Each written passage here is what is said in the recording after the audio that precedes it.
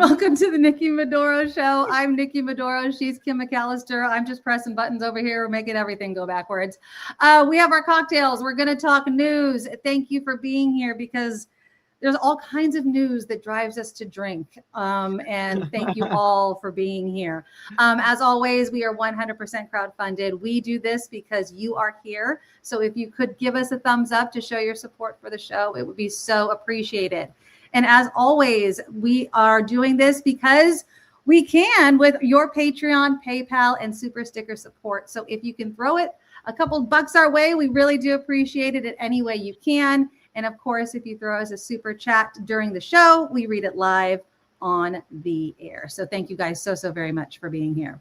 Okay, so Kim, I don't know how you felt when you saw the headline regarding Cesar Chavez. Mm-hmm. If you've been under a rock, anyone that's watching, obviously it has come out in an incredible New York Times investigation that Cesar Chavez, pretty much the entire time that he's doing this civil rights movement, was allegedly, we're just going to say allegedly, but I mean, the evidence is so overwhelming and so supported by so many people that he was sexually abusing young ladies.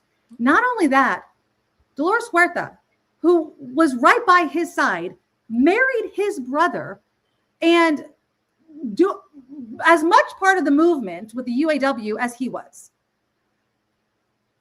I read the article, and I think New York Times actually did not put a paywall on the article. So if you want to go to New York Times, you can read it yourself. I was horrified. I was also conflicted. And here's why I'm conflicted. And I want your guys' thoughts on this. And this is my question really about the whole thing. When does a movement become more important than protecting the members of the movement? Mm-hmm.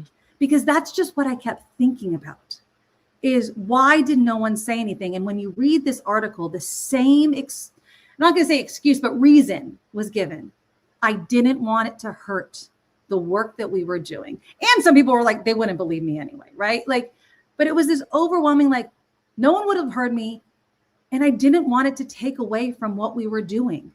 Oh, there is still a paywall in place. Okay, I was reading it and I didn't seem to see a paywall, but okay. Is a movement so important that you shouldn't speak up about the behavior of the leader of the movement? You can't make a man or a leader of a movement more important, because they're flawed human beings. And when you do that, you create a dangerous blind spot, obviously, that people not only ignored while this was going on, but for decades, even when, obviously there was evidence and people were told, and it still wasn't enough for something to be done. I don't want to judge a person for whatever reasons they have for not speaking out about the fact that they were assaulted sexually or otherwise. That has to be awful to go through, and it's her own personal decision to what she wants to tell the world. Of course. But having said that, her not speaking allowed us to raise up someone who I don't think was worthy of raising. Mm-hmm. Because I understand that Cesar Chavez did amazing work in supporting legal workers that worked on farms here. He, by the way, was not a supporter or a fan of the people who were in this country working in an illegal fashion. Right. At Migrant workers he was supporting. Right. Legal. Legal farm workers. Yes, legal farm workers. And these are people that we know need to be protected, because even today, many of them live in squalor. They're affected by pesticides that are out in the fields. They're working long hours. They're getting paid very little. So there needed to be someone spearheading this challenge, this movement. But I feel like there could have been a lot of people who did that, and it didn't have to be him. Mm-hmm. And so he has all these accolades and all this recognition. I also go back to this. which is, can you like what someone did without liking everything about them? Can you separate the movement from the man? That's right. Separate the movement from the man. And saw this, and I was looking for this as we started the show on my phone. Not to be, I wasn't texting anyone. I just didn't want to be rude. No, but go. I want to tell you, because I was looking for this, I saw this question posed by Mo Kelly, who is a former radio talk show host, and he fills in sometimes on Mark's show. And I thought it was interesting. He said this: I'm asking a somewhat rhetorical question. Okay. If Cesar Chavez is being canceled and erased in terms of celebrations for his alleged sexual violence against women and girls, because it was girls too, right? Yeah, young girls, yeah. What do we do with those towering figures who owned slaves, including all of the known associated sexual violence? Because they didn't ask if they owned you. They didn't ask if they could take sex or not, right? The question is rhetorical, sort of. So if we're taking all the accolades away from Cesar Chavez, then we have to go back and look at founding fathers and go, you know what? You might have done some things too, but we're going to wipe you clean. This is this is my answer to that. And I know it's hard to go backwards, but this is my answer moving forward. I think it is time for us as a society to stop putting people on pedestals. Yep. Cesar Chavez, while the face of a movement, required so many people to help him with the movement. If he marched by himself, it would not have been effective, right? And he was obviously a flawed person. I think it's easy and it's nice and it is effective when a movement has a singular person that is charismatic and can speak, a la MLK and all these people we can speak, like point to and be like, they inspired me to do X, Y, and Z. But that is still a flawed human being. And when we put people on pedestals, there is always going to be moments where they falter. And they're not, and I mean, obviously this is way more than a falter. So I'm not trying to say anything like that. So let's stop. Let's stop putting people's names on streets. Let's stop putting people's face on busts in the White House, because people are fallible in huge ways. I mean, why do we need to do that? But is it okay to remember who was, setting aside land for forests in John Muir, who was leading the charge for, the Equal Rights Amendment? Why do we have to put it on a Gloria sign? Steinem. Why do we have to have a statue? For civil rights, Martin Luther King Jr., who also wasn't an angel all the time, right? Exactly. So is it? I mean, and I come back again to separating the movement from the person. I don't think it's wrong to give people credit, but I do agree with you that we need to stop lifting them all the way up on these pedestals where you expect perfection from someone and you're just not going to get it. That's not to say, again, as you say, that the sexual assault of girls and women, is not perfect. That's in a whole nother realm. Of course. But still, there was work that he did on behalf of farm workers that we all thought was important enough to name our schools and streets after this person. That work didn't change. The only thing that changed is we found out that he's a creepy crawler, right? They named streets after the movement. They named streets after something else that's not Farm Worker person. Way. Yeah. Or you know what I mean? Like Civil Rights Way, or I know it sounds silly, but it's a lot safer. Name them after animals. Name them after minerals. You know what I mean? Like, we need to stop. We need to stop elevating people, because it can go so bad. And not only that, and I don't want to get kind of religious about it, but you religious people will understand. It is kind of this false god problem, right? It becomes these idols. And when you have these idols, it gets dark, because people will follow them, obey them, and hide things simply because they believe in whatever it is, whether it's a movement, whether it's a religion, whether it's whatever. And what's sacrificed? In this case, it was the innocence of children. And That's not right. Right? Like whether we're talking about Cesar Chavez, whether we're talking about the Catholic Church, whether we're talking about all kinds of things, when you put people on pedestals and just like are obsessed with them, you ignore things that are way more important. So I just think we need to stop with it. And I'm glad that things are getting painted over and names are being removed, and I'm all for it. Would there have been a civil rights movement that achieved such success without Dr. Martin Luther King Jr.? Or would there have been a women's movement without someone like Gloria Steinem? Or would there have been a farm workers movement without someone like Cesar Chavez? Are we, in removing the person, are we painting over contributions that actually should be recognized? Well, I think that question is being asked in a way I'd rather ask the question a different way. Okay. Instead of recognizing MLK as like the face of, let's say, the civil rights movement, let's recognize all the people that worked with him and did it with him. You know what I mean? Like, instead of it being just MLK Day, right? Which I'm not trying to take it away from him. And so, because it's very sensitive to people, right? Because I understand, because again, people really, really like people.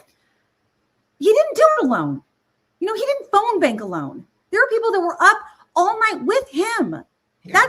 That's the truth. Yes, he was charismatic, and yes, his life was threatened, and yes, he made those amazing speeches. But there were people that were with him just as much, and lives were at risk just as much, but they don't get the accolades. You know what I mean? Like, so let's not make it seem like the movement would not have existed without him. Yes, he was the face, but how much of it is also us, a self-fulfilling prophecy of, because we focus so much on him, we think that, I don't know. It's hard to gauge. It's a hard question to ask after the fact. But maybe if we focus more on the movement instead of the people, the one person, and give credit in the moment to all of the people that are doing it, we won't find ourselves in this problem. Because if, let's say, there's another movement, and instead of focusing on one person, we're focusing on all the people that help. If that one person gets into a serious trouble, we're like, deuces, dude, you're out. And it doesn't hurt the movement as much, right? Because there's so many people that are part of it. Tammy says movements have noble causes, usually led by flawed humans. Because people are flawed. You know what I mean? People are flawed. And I will also argue that, and this is just another argument, that people that lead movements, in some cases, develop some sort of God complex. And I'm not saying all of them. I'm not saying MLK. I'm not saying that. But I'm saying you have a lot of people that follow you, that listen to every word that you say.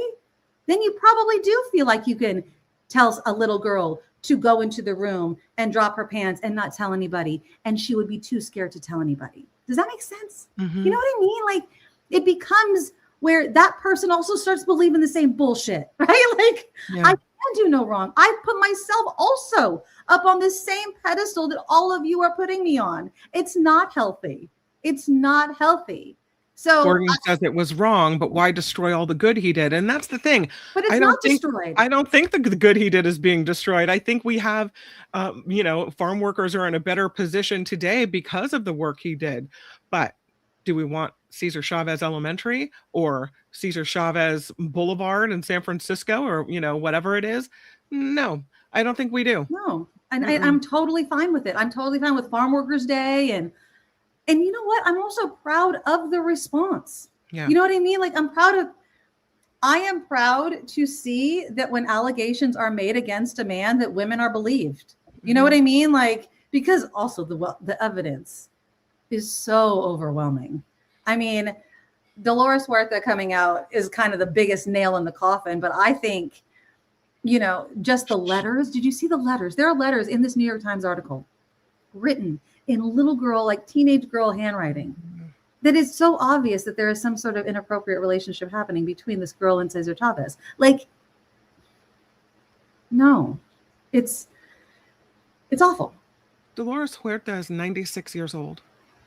Yeah. She's been carrying this around for a long time. She married into his damn family. Think about that. over the last 20 years, she's watched his name go up in lights on, various structures. Why wait so long? It's not a question that we... Yeah, I know. I just... I think it's... Again, I think it goes back to the movement. Like, do you want to taint the movement? Although this article is great, but or maybe it wasn't even an article. Maybe it was a comment that I read that someone had said, and I think it was one of the people that he allegedly abused that said, every time you guys are celebrating this guy, you guys know that you're celebrating an abuser or my abuser. Like, it's not that it was always a secret. It's just that it wasn't so publicized. And that's what's awful. And I wish that in some other cases, when people that you admire or agree with wholeheartedly make horrific decisions, that you're able to call them out and move away from them. And I'm just going to say, I'm not saying that obviously I agree, but it's just like Kent, who wrote his resignation letter for Donald Trump.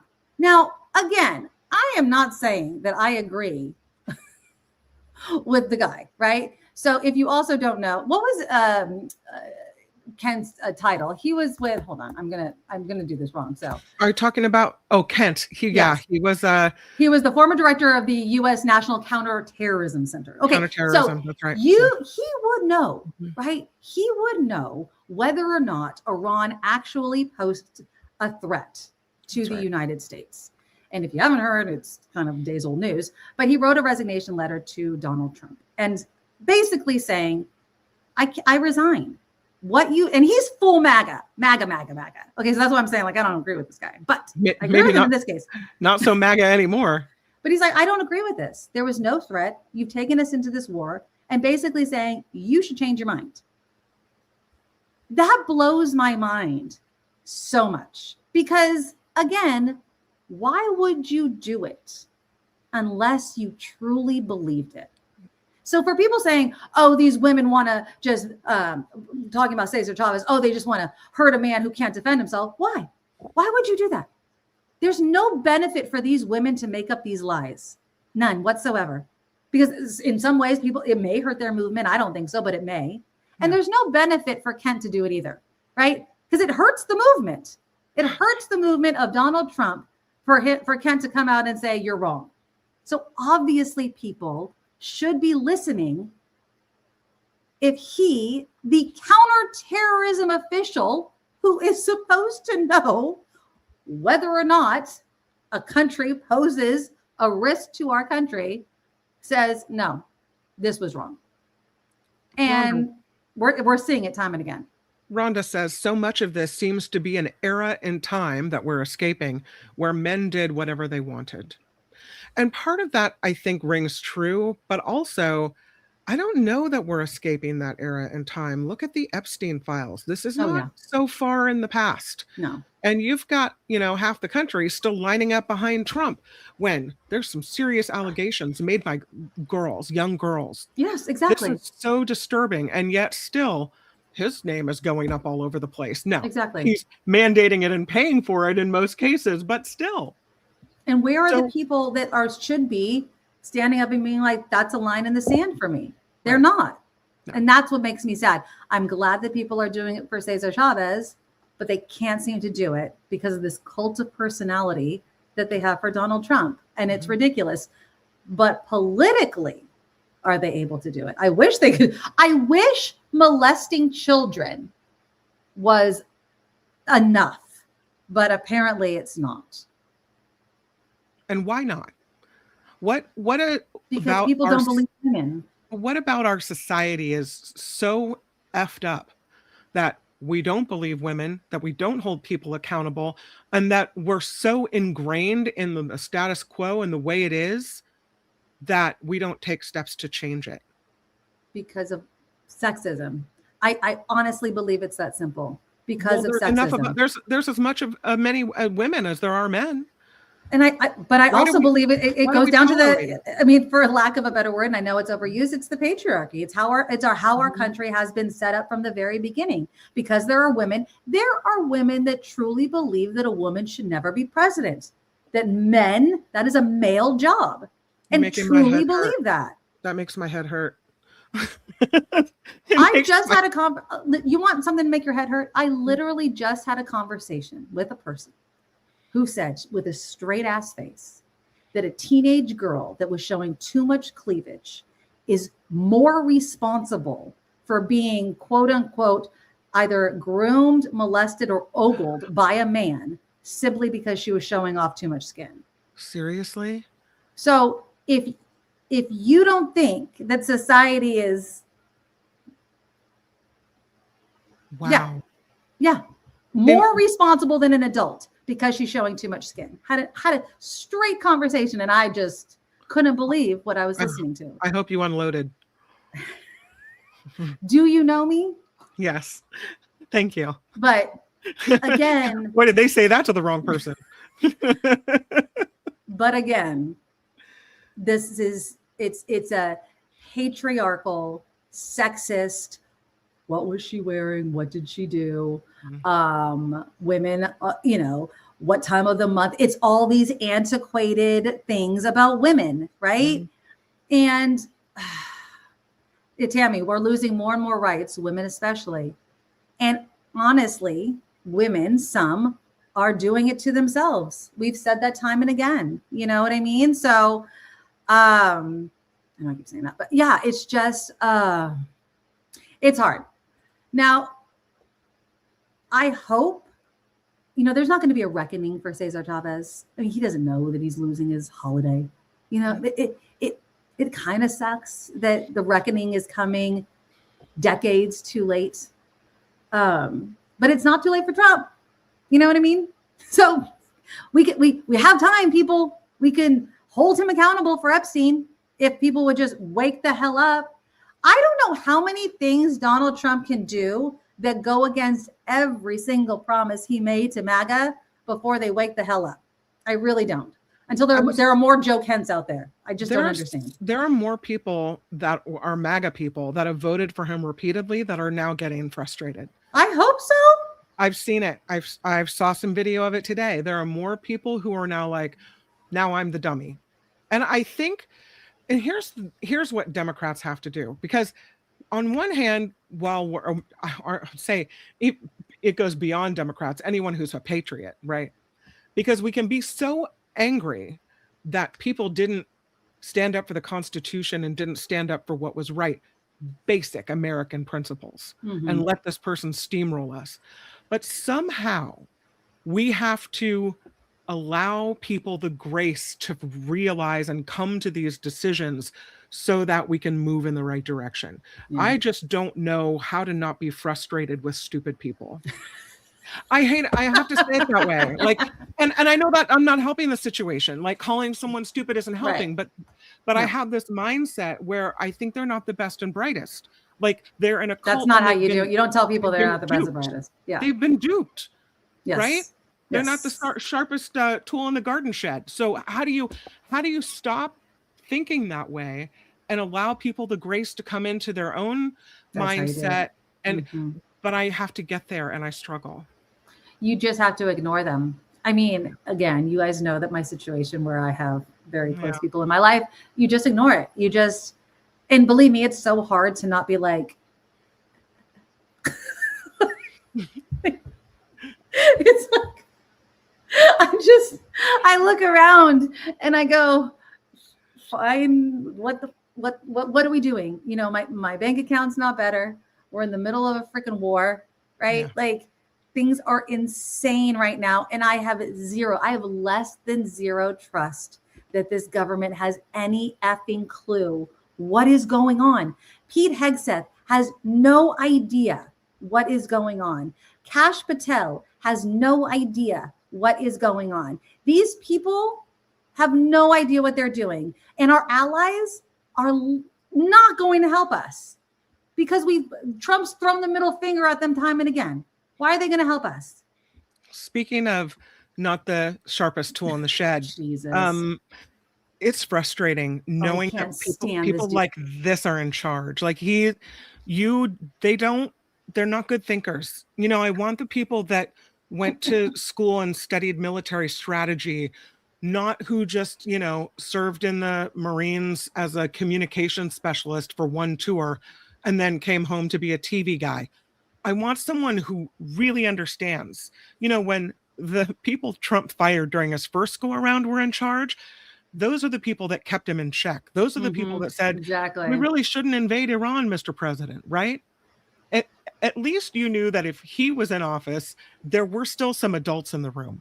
But now, no. Now we just have the kids running the show. And to borrow a page from Admiral Ernest King in World War II, we've decided to share the ocean with Iran. We've given them the bottom half. What? We've damaged or sunk over 120 of their Navy ships, with battle damage assessments pending for many more. See, oftentimes we have to wait a few days on battle damage assessment to get the real number. Their surface fleet is no longer a factor. Their submarines, they once had 11, are gone. Their military ports are crippled. Keep talking, dude. Iran has terrorized the United States and our interests for 47 years. Their core industries, not steel or agriculture, or tourism, their core industries are state-sponsored terrorism, proxy militias, underground networks, ballistic missiles, and a violent, messianic, Islamist ideology chasing some sort of apocalyptic endgame. A regime like that, refusing to abandon its nuclear ambitions, is not just a regional problem. It's a direct threat to America, to freedom, and to civilization. Now you have, though, the other day, Tulsi Gabbard, who wouldn't say that Iran was a direct threat. They're all contradicting each other. They're all standing up and saying this crap. And then the next minute, another one stands up and says something else. You all can't be trusted. No. You all can't be trusted. Meanwhile, Nikki, they're asking for $200 billion to fight this war that America doesn't want. Now, listen, I didn't love the leader of Iran. Nobody does. No, we're not loving Iran here. This is not an Iran love fest over here. No. But certainly, if you were a MAGA, let's put America first, no foreign wars, march forward situation, doesn't this have to anger you? You would think. I mean, I don't want this to be done because, I feel like now we're in a position, and they said it today, this is not, Trump calls it an excursion. An excursion is like, one day you go for a sail on a tour boat, you're on the cruise ship and you go off to the beach for one day. That's an excursion. Now they're saying this so-called excursion, they're not going to put an end date on it. This could go on forever. This is not going to be a short war. And now they're asking for $200 billion. $200 billion while they're cutting health care for the poorest Americans. That would pay for health care. You know what I mean? Like food assistance for the poorest Americans. Yeah. It's Social Security offices are closing. The economy is not doing well. And I thought we were broke.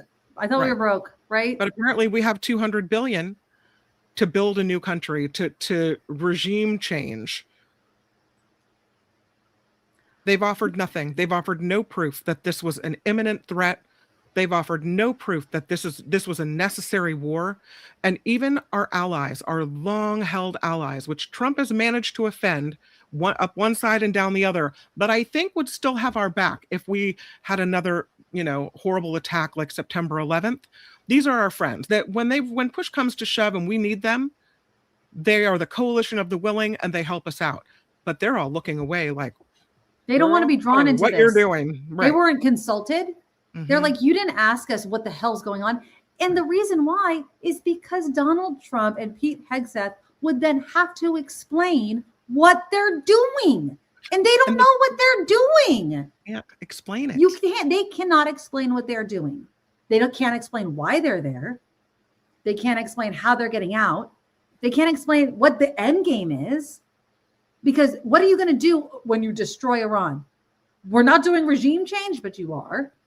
Right? Like, they can't keep their story straight. So if you can't keep your story straight, you can't tell your allies what you're doing. So you're not consulting them. So they're not going to join your effing war. What are you talking about? So if you're not going to tell them, then they're not going to help you. Why would they do that? It doesn't make any sense to them. Not to mention, Trump's an asshole. And he's been an asshole to them for so long. Why would they? Trump keeps saying, I don't need you. I don't need you. Okay. You don't need me? Fine. Fine. You don't need me. You could do it on your own. You're so great. Trump, he is the definition of FAFO, right? So And it's he like, is. there But you go. sadly, he's taking us all along He's for taking us the with- find yeah. out ride, and I don't want to be on that ride. Well, too freaking bad. It sucks. And I wonder, Nikki, if Trump even realized at the outset of all this, if he even realized that his actions don't only have consequences for the United States economy, but for the global economy. Mm-hmm. His actions are affecting the world right now. Please. Mr. President, do you intend to lift sanctions on Iranian oil, and do you intend to potentially put U.S. troops or more troops in the region? No, I'm not putting troops anywhere. If I were, I certainly wouldn't tell you, but I'm not putting troops, and we will do whatever is necessary to keep the price as low. I actually thought when I did this, look, the Dow just hit 50,000 a couple of weeks ago. Who cares? They said that dumbass? couldn't happen for 4 years. It wouldn't happen in my term. It's such a outrageous thing because I said it would happen. I didn't know it was going to happen that fast, but it just hit Nobody 50,000. cares. And we did that in 1 year, not 4. S&P had just hit 7,000. They said that was even more impossible than the Dow hitting 50. Oh, And we did that in 1 year. So it was all done. Everything was going great. The economy was great. Oil prices were very low. Gasoline was dropping to, I mean, we had $1.99, $1.85. We had great everything. No, you didn't. And I saw what was happening in Iran, and I Yes, I said, I hate to make this excursion, but we're going to have to do it. And I actually thought the numbers would be worse. I thought that it would go up more than it did. But we're doing this excursion, and when it's completed, we're going to have a much safer world. And the prime minister agrees with me on this. She considers it to be terrible what Iran did. I think every country does. Just about every country does. Sitting next to the prime Iran minister. is a serious he's threat to the world, to the Middle East and to the world. And everybody agrees with me. I think virtually every Nobody country does. agrees with me on that. Nobody does. So That's why they won't help you. I wanted to put out that fire. And I said, if I do that, oil prices will go up, the economy will go down a little bit. I thought it would be worse, much worse, actually. I thought there was a chance it could be much worse. It's not bad, and it's going to be over with pretty soon. No, it's We've not. obliterated the Navy. We've obliterated just about everything there is to obliterate, including leadership. Their Navy's gone, their Air Force is gone, their Nikki, is there any world in which I don't get it? Is there any world in which, wow, he just did this wonderful thing, and this is so great? He says nobody is firing on the U.S. military, even though shortly before he spoke, Iran reportedly hit a U.S. fighter jet.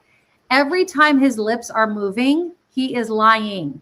Like, I wish the prime minister would have just stood up and been like, I never said that, and walked out. Like, can anybody please do that? I would love it. I would love it. And I know they probably can't because of like international relations or whatever, but can somebody just be like, you know what? No, I didn't. I never said that. And like, just walk out because it's bullshit. Like, it's just such bullshit.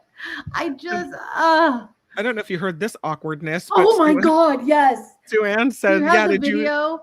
see that I'm gonna Trump find try it. to make a bad Pearl Harbor joke in Oh front my of the God, I have to Japanese find prime it. minister? Awful, embarrassing, dementia for sure, no filter. I guess, like, here's the good news, Suanne. At least if he was going to make the joke, he did it to the right country. Like, That's true. Like, it wouldn't surprise me that he like has, Xi in there from China and Okay, he tried hold to on. make the joke. Like, that's how not with it he is. So at least he, okay, at here least it he is. knew that part of it. Okay, hold on. Let me put it up there Come first. on. Here we go. Where does it go? There it is. Here it is. So here's the video. He's such. I can't even believe it. Here we go. of course, no, Japan and US are very good friends. But one question: why didn't you tell US allies in Europe and Asia, like Japan, about the war before attacking Iran? So we are very confused about we Japanese citizens. Well, one thing, you don't want to signal too much. You know, when we go in, we went in very hard, and we didn't tell anybody about it because we wanted surprise. Who knows better about surprise than Japan? Okay, why didn't you tell me about Pearl Harbor? Okay, right? You know, he's asking me. No, you believe in surprise, I think much more so than us. And we had to surprise him, and we did. And because of that surprise, we knocked out, the first 2 days, we probably knocked out 50% of what we, and much more than we anticipated. Okay, I don't need to say anymore. Unprecedented. Totally Horribly inappropriate. embarrassing. There are American war dead on the bottom of the sea Still. in the USS Arizona. This is not funny. We have memorials to people. Ha ha ha! You really know a lot about surprises. Why didn't you tell it? I'm like, oh my God. And again, it's this, and I know it's also Japan. Like, I'm sure there's cultural reasons. She's not going to be a person. Like, we're like, she's MAGA-ish. and also, but even she was like, what? Even she was taken aback. She's like, what? Like, I'm not coming back here. As she sits in front of the gilded gold fireplace in his ornate White House palace. It's full of so gold and tacky. crap. I mean, he has made the White House so with the gold painted crap all over the place. It is so tacky. But yeah, he is an embarrassment. Like, who says stuff like that? And that's what happens when you talk off the cuff. And his whole cabinet does it. Pete Hegseth, during, I think that video that you were showing, I think it was during that video that you were showing earlier, he was saying something about like not letting up on Iran. He's like, no quarter, which is a war crime. So like saying no quarter is like not giving anybody a break if it's obvious that they can't defend themselves or whatever. And I think a reporter was like, that's a war crime. And now, I don't know if he's speaking off the cuff or we're actually committing war crimes. He doesn't know that he's saying shit like that. Like, if he doesn't know, and then he's going to get mad at us. So also the other thing that this administration is doing is getting mad at journalists for just reporting on the crap this administration says, and then getting mad at journalists for being like negative about the war. Journalists are just reporting on the stuff you say. So Hegseth's mad because he looks bad, but he looks bad because it is bad. Yes. And that's it. Like, you can't say no quarter and then be mad at journalists for being like, that's a war crime, and him being like, how could you report on that? It's like, no quarter during military conflict or piracy implies that combatants would not be taken prisoner but executed. Since the Hague Convention of 1899, so we've had this for a long time. he should know better. Yes. It is considered a war crime. It is also prohibited in customary international law and by the Rome Statute of the Hague Convention of 1907. It is especially forbidden to declare that no quarter will be given. It's like when someone's raising the white flag, we surrender, but you shoot them all anyway. That's a war crime. And Hegseth would do that. Hegseth is, I want to say that he wouldn't. I don't know. I just don't think he knows what it means. I think he's so unintelligent. Again, He not just the wanted to sharpest say tool in no the garden quarter. shed. Like, no. He's trying to be sympathy. macho. He's going to be like, no mercy, no quarter. We're going to kill them all. Sweep right? the leg. He watched like too much Karate Kid or some crap when he was a kid. Yeah, I feel like it's this machismo thing. He comes out and he's trying to be like, everybody loves Trump because, he's the big man on campus and he's brave and he's the big man. So I'm going to be the big man because I'm in charge of the military and I'm going to be the chief bro in charge. That's what it seems like to me. But when you're the chief bro in charge, at least have some knowledge under your belt so you don't come out and make an ass of yourself like he just did. Exactly. And basically admit to a war crime. He's unqualified. And who would have thought having all these former Fox, commentators on your administration would have been a bad idea. But, I don't know how we get out of this though, Kim. I think that is what concerns me so much, is that it's not only that we've gotten ourselves into something that I don't see the end in, that we have idiots running this whole entire thing, but then this pressure on journalists to not even report properly, right? Like I think Stars and Stripes, if you don't know, is like a military, I'm sure it's online mostly now. I don't think it's paper anymore, but it's an online publication basically that military members read. It's written by the military members and military members read it. And it's supposed to be nonpartisan. It's just that, right? I think Hegseth even prohibited them from covering something recently. So he is really trying to control everything. Now, Brendan Carr has recently come out and saying he's threatening the licenses of news organizations. And again, he can't, but how many news organizations are going to pull back just in case? It's the threat. It's always the threat that's the problem, right? It's the process of it all. It's the fear of it all, where you will self-censor yourself, your own news coverage. It happened at KCBS, right? They pulled their political coverage. They did all of that crap. If KCBS, if you're not in our area, it's a local news station that is number one, but they bent the knee basically. Yeah, they did it to appease Trump and friends. Because they were afraid, they were afraid. And it's scary. Here's another thing. And I don't know if you saw this, this story, Kim, but this is another thing that in 2026, I was going to say 2026, we also have to add into the level of BS, in addition to like stuff like AI and whether or not it's real, and our White House putting out AI videos and shit like that. A journalist has gotten death threats after enraged gamblers demanded he change a report on Iranian strikes in Israel. Okay. An Israeli journalist said deranged gamblers threatened his life if he did not change a story about an Iranian missile strike that hit an Israeli town. This man, Emmanuel Fabian, shared the story in the Times of Israel this week. He said the problem started after reporting on an Iranian ballistic missile that hit on March 10th. He said it seemed like a minor incident at the time, considering it hit an open area and no one was hurt. But soon he was inundated with emails telling him to change the story.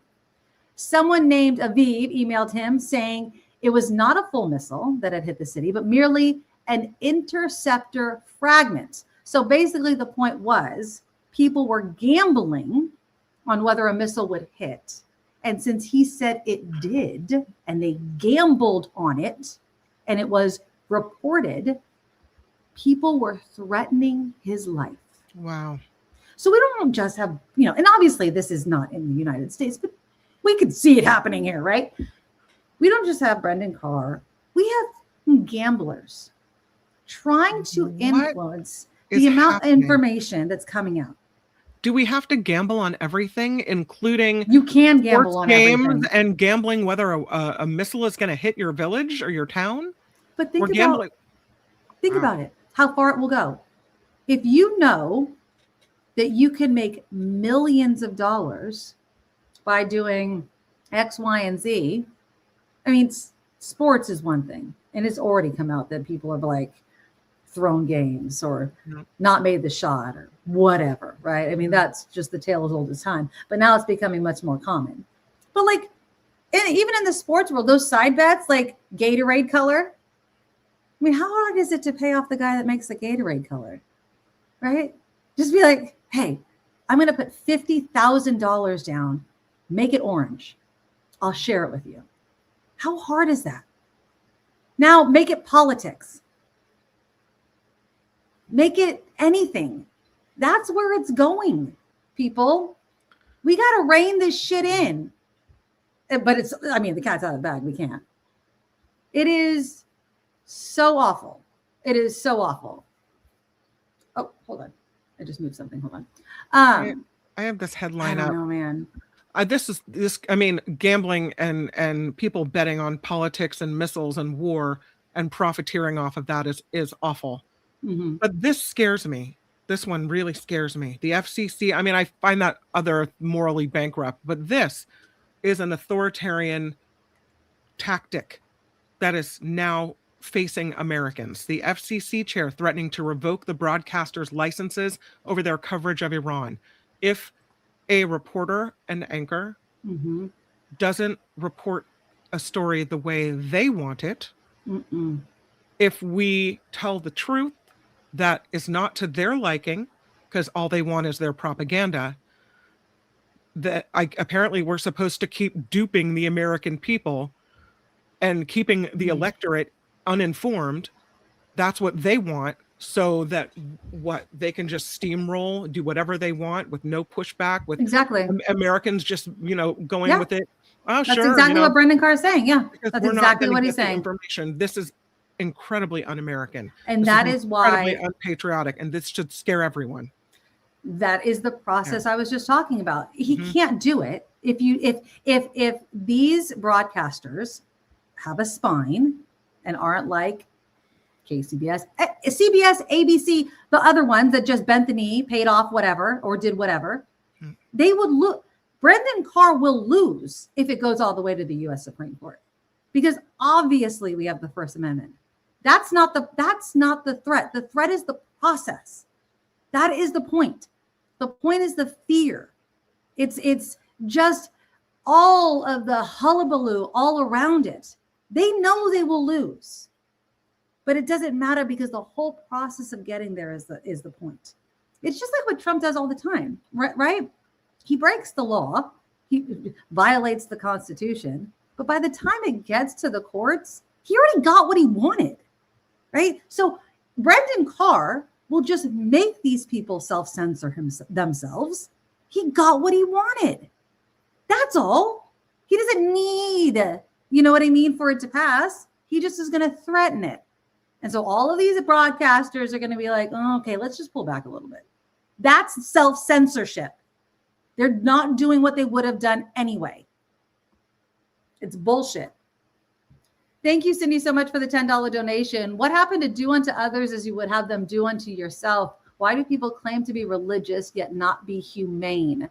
Thank you, Nikki and Kim, for your hard work. Yeah.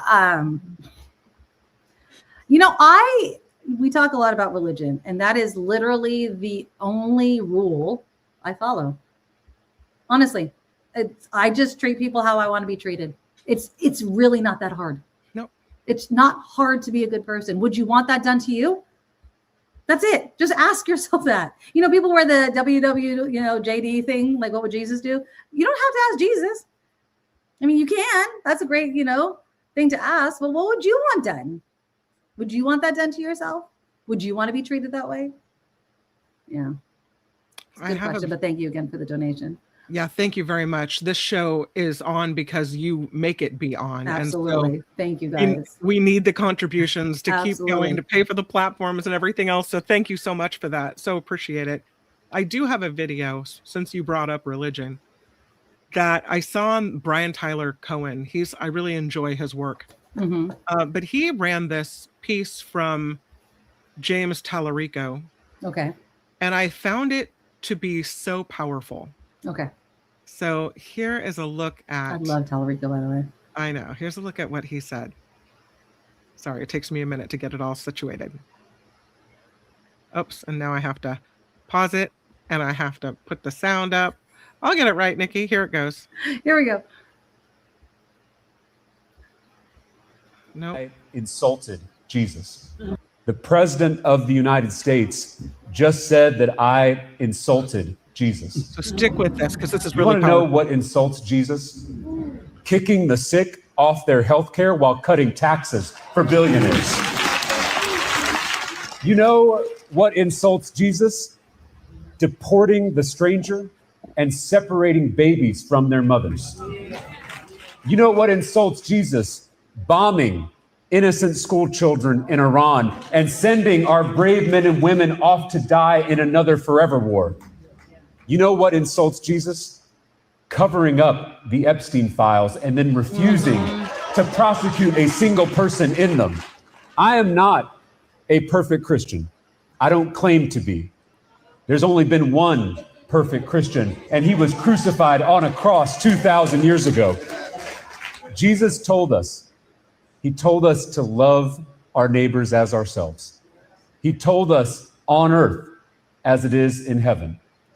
Can we imagine war in heaven? Can we imagine bigotry in heaven? Can we imagine poverty in heaven? Then why do we tolerate these things on earth? That's really good. He's good. If he gets his seat in Texas, I have hope again. You know what I mean? I'm not gonna put him on a pedestal. Don't worry. But I will have faith in Texas voters once again. You know that I'm not religious, but even I'm like, yes. Yeah, it's it common just sense. It makes so much sense. You know, if you believe in all of these things, then why wouldn't you agree with him? Why is anything else acceptable? Why would you tolerate it? I don't know. Someone said, where was it? He's good. Oh wait, hold on. It was right here. He's good, but he looks like a kid. Yeah. Right, how old do you think he is? Don't look it up. Don't look it up. I'm going to say 36. Yeah, ding, ding, ding. Did I get 36 years okay. old. Yeah, that is he does young. have that little boy face, though. He basically just made it. Yeah. So, yeah. He is, but you know what?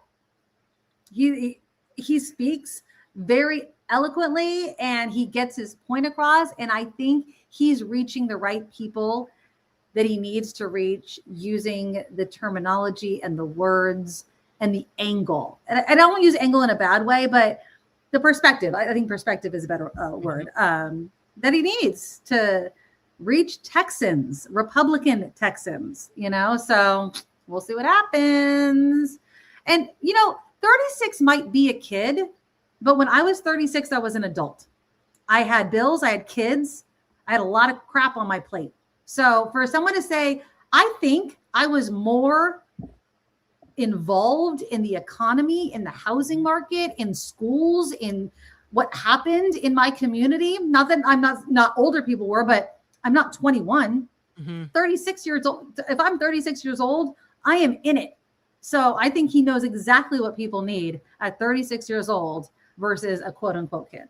So I don't think we can complain about, oh, Dianne Feinstein was too old and so is too old and Biden's too old and all these things, all these, you know, what's his name? Lindsey Graham, like all these people that are fainting in the Capitol because they're, you know, they're having trouble getting around or whatever it is.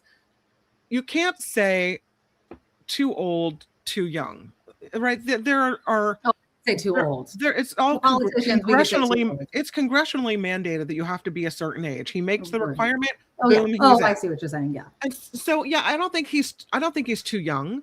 I think we have been clamoring. Haven't we been asking for younger voices? We've been asking for fresh blood, new faces, whatnot. So, you know, let's take some. He's not going to be he's a young guy, but we need people on both ends of the spectrum for the full experience and the full range of voices. Yeah, I completely agree. And again, we're going to see what happens in Texas. I'm very, very excited. I grew up last year. Yeah. Sometimes if you had to choose an age, and you guys let me know in the comments, I love asking this question. If you had to choose an age that you feel like when you look in the mirror, like, you know, what age would you choose? Not that you feel like my aches and, you know what I mean? What age do you feel like what age in do I your feel? head? Until I look in the mirror, I feel I feel right. like That's what I mean. Like the same person I always have been. Like, what age is that? What age is that? I don't know. Like, if you had to choose 20s? an age, maybe 20s. Yeah. Until I look in the mirror and I'm like, who's that old No, lady? you're not looking in the mirror.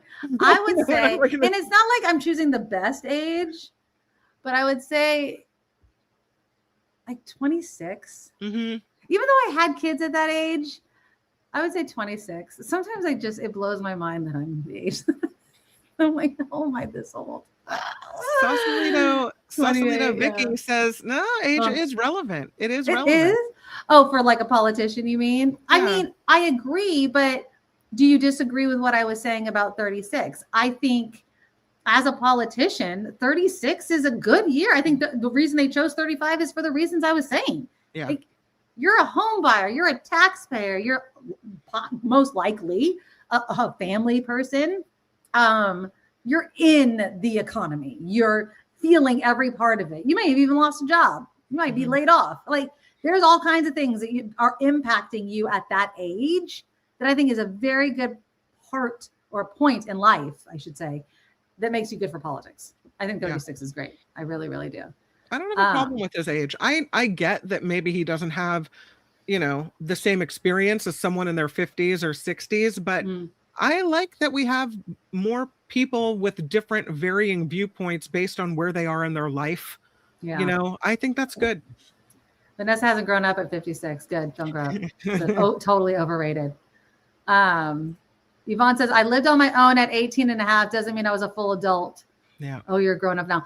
That whole idea of 18, now that I have a 17-year-old and I'm barreling towards that 18. I know. And it's so stupid. Now that I'm getting a child that's closer to it, I'm like, there is no way that's an adult. Even though they feel like it. I don't know how many times I have heard since her birthday, her reminding me how old she is. I'm 17 now. I know. Yeah. I know. You're still coming home at 7 o'clock. It's so funny. I get that all the time. I know how I'm old you are. Thank 16 you. now, and I'm driving. I'm like, it still doesn't mean you don't have to ask. I know. I love it. I'm like, you don't have to remind me. I birthed you. I know exactly how old you are. Like, Mom, I'm going to go meet a friend in Sonoma. oh, really? You're going to ask me if you can go meet a friend in Sonoma. I love it. I love this from Chris. He says that age you feel inside is your eternal soul that doesn't age. I love that. I like, think that's super true. If you had to, if you believe in this sort of thing, die and like your soul was manifested into a human form, would you be that age? Would you be young? Or would you be the age that you were when you passed? I want to think that you're It's kind of a ageless, deep conversation we're having, but that your experiences carry with you. oh, of course. Right? No, you don't lose the So, experience. if I was in my 20s, then I wouldn't have had my kids. I wouldn't have loved these people. My life would be different. It was a different stage in my life. So I would like to think that Chris is right, that somehow there's this ageless thing in your person, being in your soul, whatever it is. But you still, when you go to the next plane, carry the loved ones with you and the experiences and all that thing. Either that or there's nothing but nothing. Well, it doesn't matter then. I'm 77, but I was just 35 a few weeks ago. Goes like that.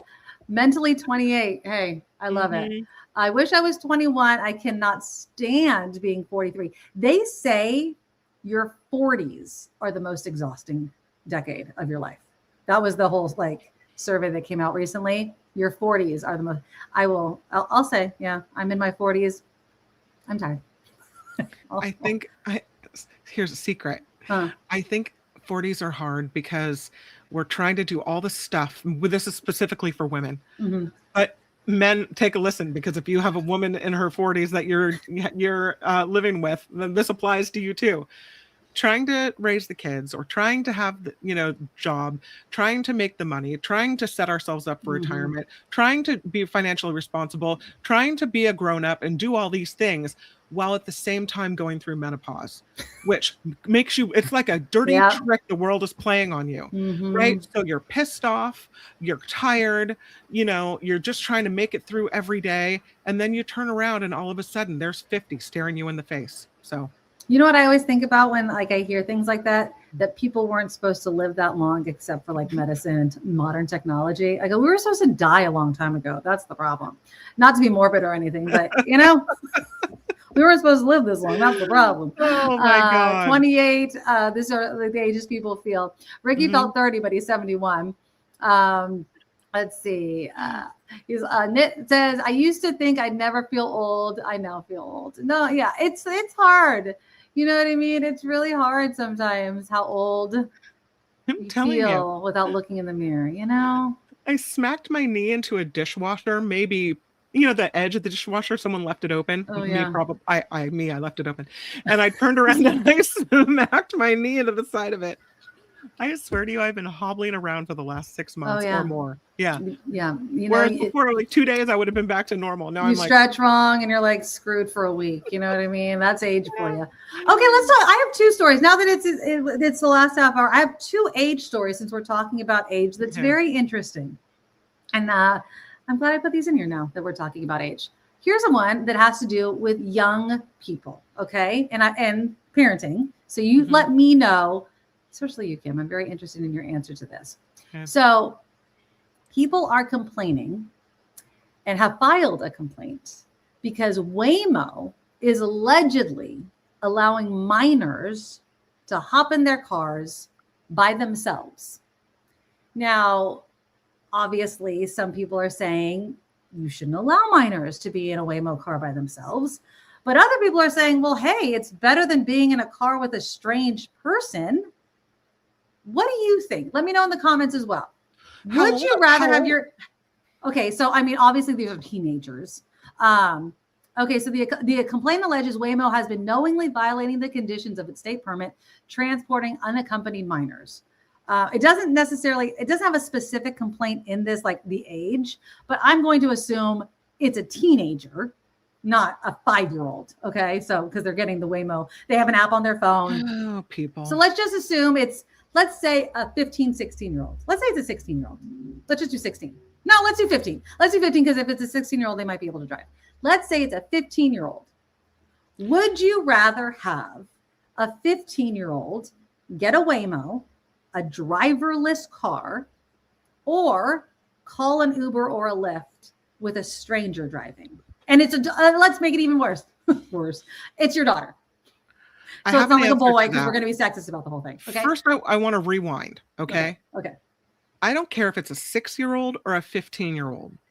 Have enough of a relationship with your kid to know where they are, to set rules, to set boundaries. If you want your 15-year-old to take an Uber home from school because you're stuck at work, they should absolutely be able to do that. So I agree with the policy, right? But the problem is that people don't know where their kids are. They'll say, oh, my daughter took an Uber and I didn't know she took an Uber, or they're using it to sneak out at night. Was that Nugget? Nugget, yeah.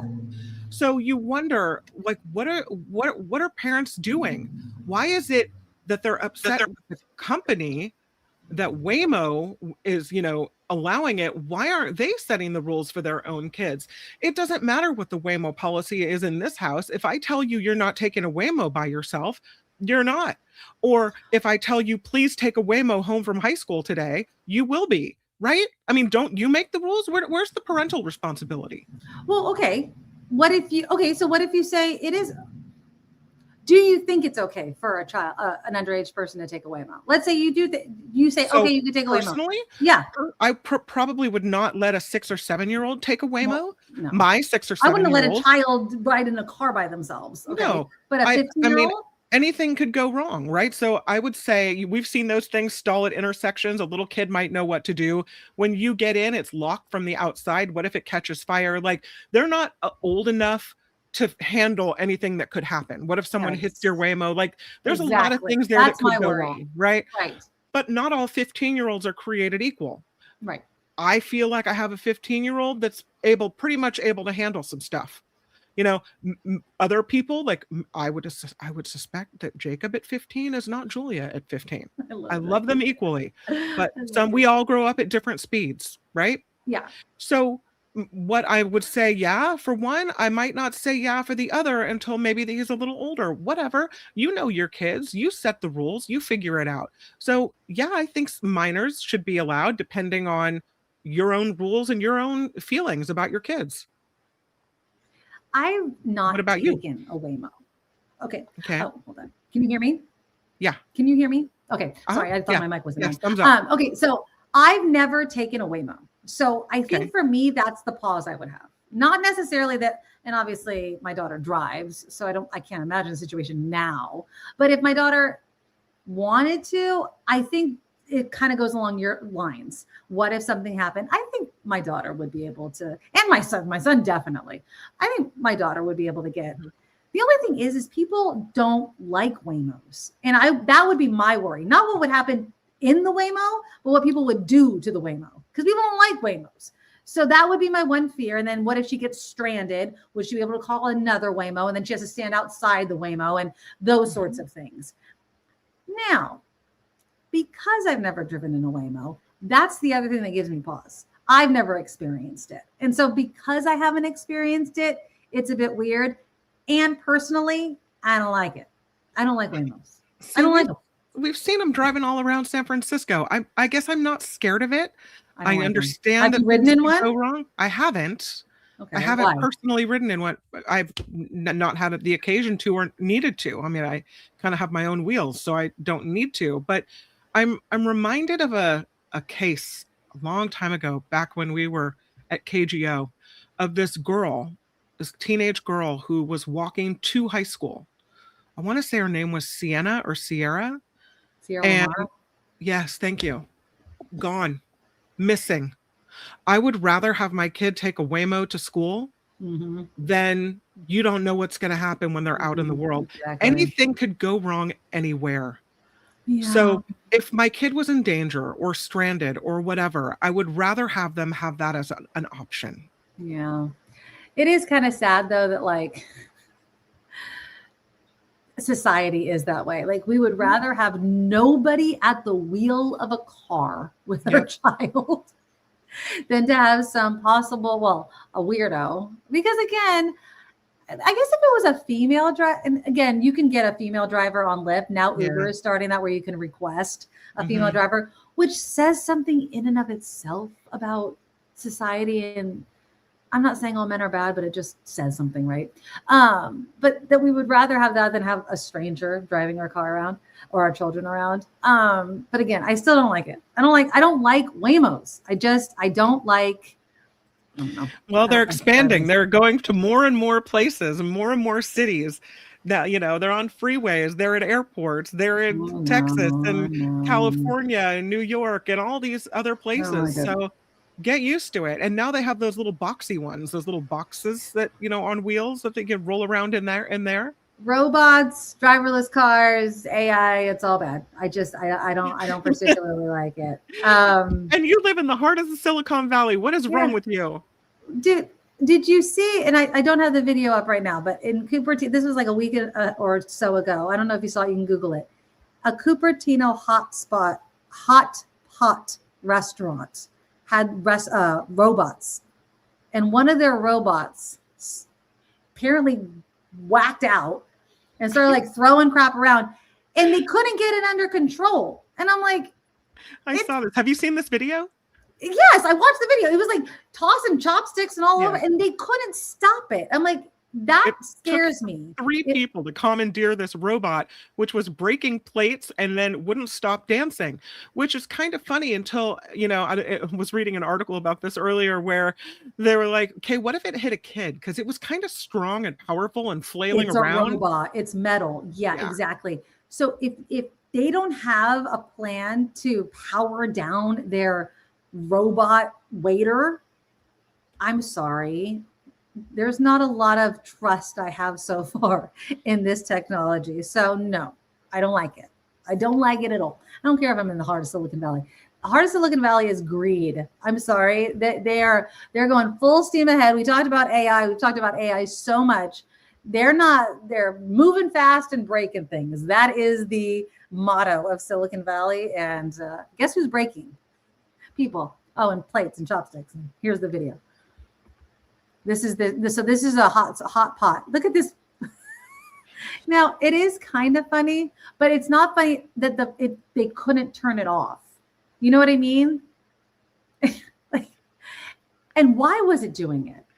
You know what I mean? It was set to dance party mode, I guess. And so raise the roof. The server is kind of laughing but overwhelmed and trying to control it via an app on a cell phone. But she can't, because look at it, strong and it's heavy and it's cumbersome. Now you got the second person in here trying to help her commandeer this thing. And pretty soon there's a third person coming in here trying to commandeer this thing. And it's unruly and they can't make it. There's a third guy. You can't stop it. So I would argue that, you know, it's funny while it's dancing. It's not so funny when it's programmed to do something else. Exactly. And where's the off button? There should be an off button right on the top of its head where you hold it down and it's off. Why is that hard to create? It shouldn't be that hard. It shouldn't be an app on a phone. It should be literally right there. Obviously there's no off button. It's so stupid. No. Look how long this goes on. I mean, this goes on. And finally they make it stop. Finally, she lets go of it. Now it's done. But that was a long time, right? Way too long. Way too long. So that's technology for you. That's what I'm supposed to trust. And that was just a waiter, a robot waiter. No. No. Thank you. So yeah, God. I'm not into that. Okay, so the second age story I have is this sweet guy. Now, if there was ever a story where people are like, oh, and I'm like, no, this is why I don't like America. It's stories like this. Okay. Like people are like, oh, strangers are helping this guy. And I'm like, this is the problem with America. Okay. This is a story about a DoorDash driver who people took pity on and raised so much money to help. Okay. It's because he's 78 years old and still needing to work. A ring camera in Manchester, Tennessee captured the delivery. An older man slowly climbing the steps.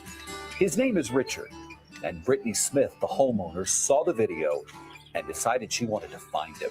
He should be at home just chilling, exercising a couple times a day to to keep his mobility, but working, no. I don't know, we need to help him. Brittany almost never checks her ring camera. But on that day, her ex-husband, who is a quadriplegic, had sent their daughter a Starbucks treat. When Brittany watched the 78-year-old man make the delivery, she couldn't shake what she saw. I was furious. I was like, I know this poor old man is not bringing my very able daughter Starbucks. What? She sent the video to her ex, and they had the same thought. We need to find him. So Brittany posted the video online, and someone recognized him and gave her Richard's last name. So she drove around looking for the car that was in the video, and she found it. Richard lives just 5 minutes away, so she knocked on his door and handed him a $200 tip. I needed to supplement our income, so I started moving to DoorDash, and it allowed us to pay our bills. Richard sold insurance and retired 13 years ago. But after his wife Brenda lost her job, he went back to work, delivering food, sometimes 12 hours a day. With just one income in the family, you have to push. 1, 2. At first, Brittany thought the tip was going to be enough, but people online had another idea. Hundreds and thousands of messages begging me to start a GoFundMe for him. So I did. She called it Give Richard a Chance to Rest Again, and boy, did people show up. In 5 days, around $1 million was raised for Richard and Brenda, who have been married nearly 56 years. It's just really difficult to believe that there's that many people that are that generous to try to help us, people that don't even know us.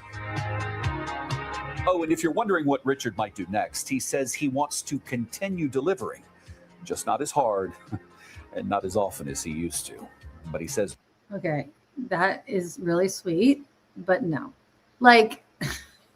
You don't think it's nice that she raised $1 million for him? I think that is amazing. That part of the story is amazing. The fact that he was even in that position is what's wrong with America. That's what I have a problem with. The fact that it's amazing. It's amazing. That's obviously, he got $1 million. He can go relax. He's going to just DoorDash to keep his muscles and bones moving. Great. Fabulous. Love it for Richard. You know how many Richards there are in America? That's the problem. Yep. That's what pisses me off. We don't take care of each other. And there's so many stories. I see it all of the time. And people right now are in their 40s, 50s, 60s that are going to be Richards because there is no amount of money that they can save right now because they can't. They're not making enough money. They're not saving enough money. There's just no way to make ends meet, let alone save for when they're Richard's age. I think it's going to be even worse because we know, what is it right now? Social Security has 12 years of solvency left or whatever it is. Oh, well, nobody's depending on Social Security. Well, if they didn't have that, think of how poor they would be. Even now, my husband's, works from home, sits at the kitchen table working, and jokes, I'm gonna have to work until I'm 80. And he's not kidding. No. Like, well, thank goodness it won't, be a job digging ditches or physical labor like Richard has to do. But that's going to be the lot in life of many of us, is we're going to have to work longer. They raised the age where you can qualify for full Social Security. So it's a financial situation. They're going to try to get more out of us at the end of our life. And, here's a guy who, his wife had a medical procedure. She couldn't work. He had to, figure out something else, how to supplement their income. But think about it. If she had a medical condition, how long ago? They were still really depending on, her wage. For how long? Like, think about that. They obviously needed it for that long. It was vital for that long. So they weren't able to plan. And that's the problem with America. You can have Donald Trump or whoever stand up there and say, we're making America great again. No, you're not. Nothing is cheaper. Home ownership is not cheaper. Groceries are not cheaper. Salaries are not going up because they keep convincing you that the price of everything will go up if you do that. Price of everything's going up anyway. The price of everything goes up anyway. But your wages never go up. But those golden parachutes and the number of billionaires seems to continue to rise. All these people that say the billionaire tax is going to make billionaires leave the state, fuck them. Bye. I don't care. I don't care. I really, really do not play a violin for billionaires in America. I just don't. Gordon says, I'm 74 and I work 2 hours, 5 days a week, Monday through Friday. You shouldn't have to. I mean, if you want to, believe me, there are 74-year-olds that are spry and want to because they want to get the hell out of the house. They like what they do and they want to do it. If that's you, more power to you. I hope to be that person. I hope to do stuff that I like to do. And heck, if I can make a couple bucks doing it, yay. But I don't want to have to. That's the difference. I don't want it to make sure if I don't do it, I don't have a roof over my head. You know Are we going to be doing this show when we're 80? Hey, if I could just do it because I want to, hell, I would. Yeah, yes. Well, it's a labor of love for us. I mean, we love it. Absolutely. But yeah, I just, those jobs like my mom had, teachers' jobs with a pension where you make almost what you made, when you left your teaching career.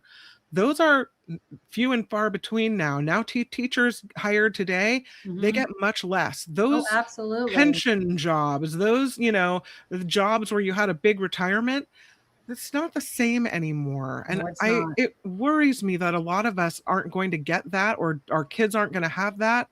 And there's going to be a lot of people that are struggling in their old age. And it's just awful to see that. That story, by the way, really touched me that she did that for him. I thought that was really lovely. It is. She drove around her neighborhood to find him. I mean, and then people were like, start a GoFundMe because we'll all contribute. And she did. That people helping people, that is what restores my faith in America, because so much is bad. There's so many things right now that are just so depressing, and then you see that and it kind of restores a little bit of like the burning flame of my heart. The hope starts to flicker again.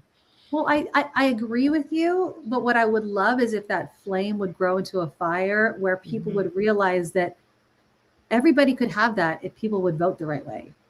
There is enough. If people would just stop listening to the 0.0001% that says, don't tax us because it's going to hurt you in some way. They're lying to you. They are lying to you. Yeah. And it's such greed. It drives me crazy that the infighting of people that will never in any way, shape, or form have a fraction of the amount of money that billionaires have, protect them. Protect these billionaires with every ounce of their soul. And they can give a rat's ass about you. It just drives me nuts.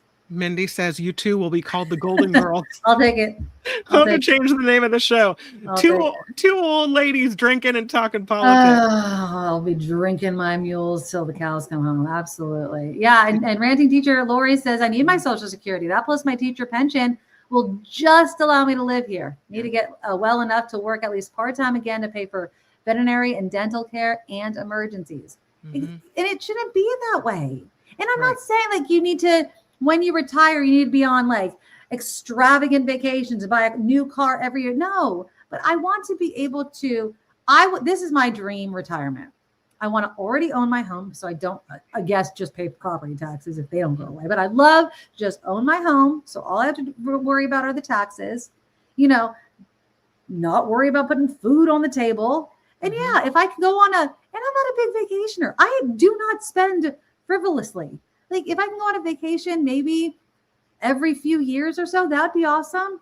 But just to be able to be near my kids, my grandkids, and not worry about losing my home, have health care. So if I get sick, it's not going to bankrupt me. I don't think I'm asking for much. You know what I mean? Nugget gets sick or needs a surgery, it's not going to bankrupt you. Exactly. And I don't think it's asking for too much for people to have those securities. Exactly. I don't know. It's life shouldn't be this difficult for people. And yet the money is there. The money is there. Just certain people don't want it. And that's why this whole billionaire tax debate and how much money billionaires are spending to not be taxed out of money drives, it is so gross. It is so disgusting. They're leaving the state to get away from it. Then fine. Bye. There's one of them that's spending from Google, some Googler that's spending $45 million to fight the billionaires in California. Really? You know, don't you think that 45 million would be better served to going to the public than the fight against helping people? And it's one time. And again, when we've talked about this before, I just want to ask them, how much would it cost you and how rich would you still be? Give me those numbers and then tell me why it would hurt you and how much good you would do for the rest of the people, and explain to me why you wouldn't want to do that. Yep. You know, and I know the argument, well, then you're going to come back again and you're going to come back again and you're going to make more and more money. Like, that's the thing. It's not as if these people stopped making money after they're taxed. They're going to continue to make billions of dollars. Like, I just can't stand them. Ugh. Anyways, yeah, that's my rant. I will always rant about billionaires. They shouldn't exist. There should be like a limit. And then after that, you just pay taxes. Like, just, you're rich enough. There should be That's the difference between you and them, though. That whole rich enough, they don't think you're ever rich enough. The minute you get that rich, you will just want more. And then you want your plane, and then you've got to pay for your hangar, and then you need another house somewhere else. You cannot have billionaires and not have all of that. Like, you can't. Someday, hopefully, there will be enough billionaires that wake up and be like, you know, we have enough toys. You know, I don't know.